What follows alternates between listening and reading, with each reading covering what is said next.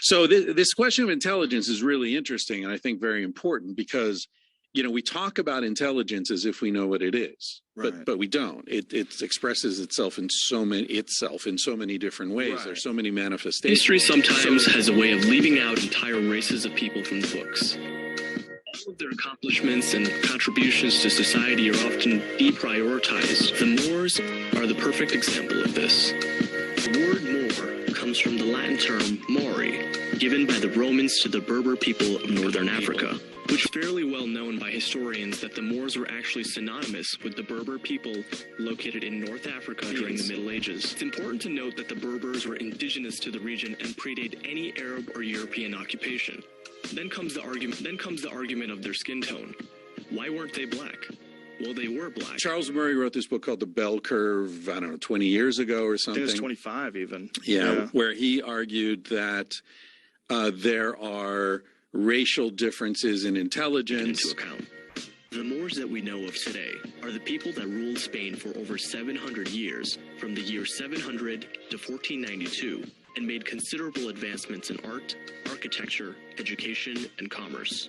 While London was still a village without a single street lamp, Cordova had a population of over 500,000 people, living in over 100,000 homes. There were 700 mosques, 300 public baths, and 21 suburbs. The streets were paved and lit. The homes had marble balconies for summer and hot air ducts under the mosaic floors for winter. They were adorned with gardens and artificial fountains and orchards. IQ specifically, with Asians being the highest, and then whites, and then blacks. And Rufus King International High School, or Rufus King, is a public magnet high school located on the north side of Milwaukee, Wisconsin, part of the Milwaukee Public School District. The school is ranked the 130th public high school in the country by the U.S. News and World Report, making it the top performing public high school in the state of Wisconsin. 60% of the students are of African American descent, compared to the state average 11%. 20% of students are Caucasians, and 7% of students are Hispanic and Asians. 51% of students are eligible for free lunch. Let's be clear. The study for the bell curve states that Asians are supposed to be the smartest, whites next, then it's going to be blacks at the bottom. That's just the way it is, and social adjustments aren't going to change that because it's largely genetic. Right. And, that's, as I understand, that was the argument. Paper, a material still unknown in the rest of Europe, was everywhere. One of the most notable achievements of the Moors was the learning they brought to Spain that would eventually influence Europe, which was then in the Dark and early Middle Ages, into the very well-known Renaissance period. In the 10th and 11th centuries, public libraries in Europe were non-existent, while Moorish Spain had over 70. The Moors also founded 17 new universities, and historians speculate that it even sparked the formation of Oxford University. In 1105, when Christians arrived in Toledo, Spain, they were greeted with these universities and libraries filled with manuscripts of Greek and Roman knowledge lost to the Europeans, along with Arab mathematical and philosophical texts. The Europeans were dazzled by what they found and soon began flocking like moths to a light bulb, and they immediately set up a translating program in Toledo to translate the works into Latin. Of a woman named Bucktu, who settled near the banks of the Niger early in the 11th century. She maintained a water well, which became a social center and stopping place for caravans of travelers. A village was formed, which was later named Timbuktu. Timbuktu had long been a destination or stop for merchants from the Middle East and North Africa. It wasn't long before ideas as well as merchandise began passing through the fabled city. Since most, if not all, these traders were Muslim, the mosque would see visitors constantly. The temple accumulated a wealth of books from throughout the Muslim world, becoming not only a center of worship, but a center of learning. Books became more valuable than any other commodity in the city, and private libraries sprouted up in the homes of local After the scholars. Catholic monarchs took over the city of Granada, they began to destroy all evidence that the Muslims had ever been in Spain. In the following century, the Spanish authorities persecuted and expelled 300,000 Muslims and burned as many as 1 million Arabic books. Books represent humanity at its best and its worst. To burn books is simply a fundamental repression of ideas. I mean, what can a book do, and why is it so dangerous that it needs to be physically annihilated? In 1933, in April, Nazi German students decided to organize a nationwide book burning program to eliminate foreign influence, to purify German culture as they saw it. I remember very distinctly a conversation between my parents and some friends who were all shocked that a nation like the Germans, an educated, highly intelligent nation, Black History Month is for most of us, primarily a celebration, a collective opportunity to pause, to recognize, to rejoice in the invaluable contributions made by pioneering Black Americans, sometimes despite extraordinary hurdles over the past centuries. Harriet Tubman, James Baldwin, Richard Allen, Maya Angelou, Ruby Bridges, Nipsey Hussle, and hundreds of thousands more. This year's different. Everything's different, right? This Black History Month, there is a concerted effort nationwide to erase that final context, to intentionally ignore these challenges, the sometimes harsh circumstances through which they persevered. Some of what makes them so extraordinary. What conservatives call a war with critical race theory is, in practice, really just an effort to avoid teaching students the uglier part of that, the uglier aspects of our national identity. An Education Week analysis found this, quote, since January 2021, 36 states have introduced bills or taken other steps that would restrict teaching critical race theory or limit how teachers can discuss racism and sexism. 14 states have imposed these bans and restrictions either through legislation or other avenues. Those restrictions manifesting in a nearly unprecedented nationwide crusade to ban books. From that point, new data today, courtesy of NBC News, looking just at Texas, reveals this, quote, records request to nearly 100 school districts in the Houston, Dallas, San Antonio, and Austin regions, a small sampling of that state's 1,250 public school systems, revealed 75 formal requests by parents or community members to ban books from libraries during the first 4 months in the school year. In comparison, only one library book challenge was filed at those districts during the same time period 1 year ago, records show.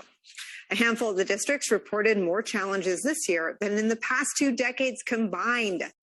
You see a consistent effort by whites to continue to cover up the legacy of blacks, from Spain to Mali to Egypt to Zimbabwe to Aten to all these great African dynasties. You see a continuation of Europeans' objective to destroy the history of black people throughout the world. You're not going to convince me. Joe Rogan is just a continuation of that. People who have a culture of burning books are trying to say that they have more intelligence than the people who have a history and culture of building universities, creating cultures that was diverse in thinking and thoughts and ideas, who allowed Christianity, Judaism, and Islam to all partake in the same area. No other group of people, when they are governing, function in that way. No other group of people function that way. When the Arabs with Islam, they are not allowing women to educate themselves. They are not building schools to promote mass education that was done by blacks. That was not done by the white Christians. They was not promoting mass education to the whites. This was done by blacks. We are outside our nature because we are not into education. We are not into using logic. We are not back into studying. That is who we are as a people. Let's be clear about that. This is, understand, America banned blacks from learning how to read. Be clear, they did everything in their power to prevent us from going to schools. They prevented us from being educated. Now you want to argue that you're more educated than people who you have did everything in your nature to block. Joe Rogan is a full racist, and any black defending him is a sellout. Every single black defending him is a sellout and is a weak coward. Other notable achievements made by the Moors include the trend of changing clothes according to the weather and season and wearing different clothes in mornings, afternoons, and evenings. A scientist and poet named Zariab also invented a type of deodorant to get rid of bad odors and promoted morning and evening baths, all of which were unheard of concepts in the rest of Europe. The Alhambra was the creation of the richest, most intellectually powerful civilization in the world. Fernandez Puertas has spent his life studying the Alhambra. He's discovered that the whole of the building, from the ground plan to the wall decoration, is based around one single ratio. I think everything is so perfect because everything is under control of the proportion and very, very simple. You notice that there is something magic about these buildings. There is something marvelous in your surroundings. It's very, very simple. It's the relation between the ground and the elevations of the buildings. It's as simple as that. The king ordered a new palace. He has a limited area to build the palace. To west, east, and south, he was limited. Then he did something ingenious and beautiful. The King of Granada asked his architects to harmonize each and every space within the palace according to a single set of proportions, a family of rectangles, each related to the other. If you want to get proportional rectangle, you have the same base. Take the diagonal, put it up. Yes. And you got successive rectangle, proportional rectangle. The key to the Alhambra's design is the simple relationship between the side of a square and its diagonal.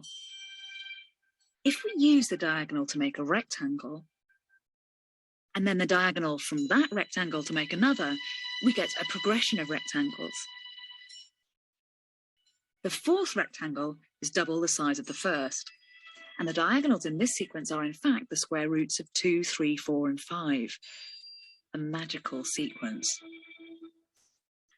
And are they doing all this just with 2 set squares and a piece of string? Yes. That's very clever. Yes. Every part of the intricate network of spaces, all the courtyards, the hallways, the placement of every column was designed using inspired variations of this proportional system. Proportion is also in the elevation. You have the kiosk. Here you build a square, and with the diagonal, you swing it up. Nothing violated this incredibly elaborate system. The Alhambra is a triumph of mathematics as much as it is of aesthetics. Mathematical ingenuity is the root of its beauty.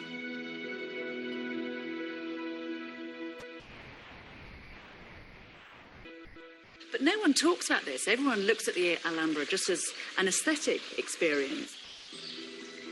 When you go to a concert and you listen to Mozart, you listen Beethoven, you listen Verdi, you don't know perhaps music, but you notice that there is something magic.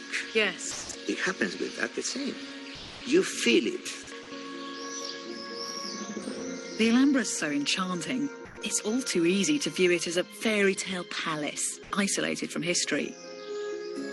But that is romantic nonsense. This palace was the product of a very real, very gritty history. The Alhambra was built by a religious empire which, at the pinnacle of its power, dominated land from China to Africa.